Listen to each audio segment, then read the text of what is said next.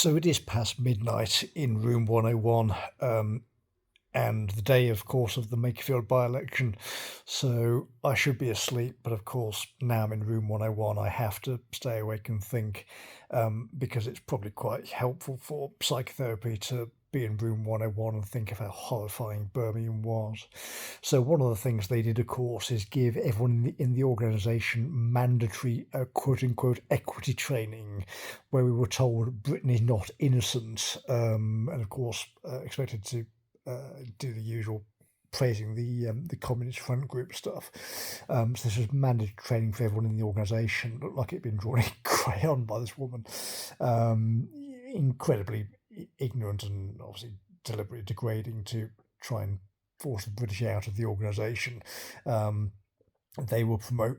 They would, of course, use corporate communications to say stuff like celebrating the reduction of people in quote unquote white heritage, so celebrating the genocidal removal of the British from their own public bodies.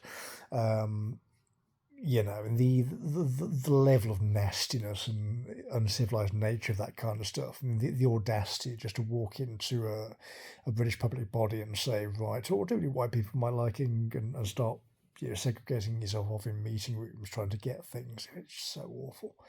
You having to work in that kind of environment.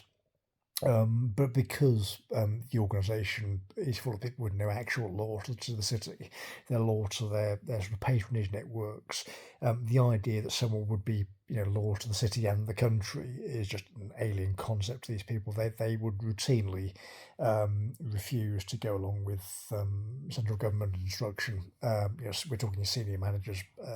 God knows what the pay of these women was, but just the level of corruption within the department was absolutely staggering.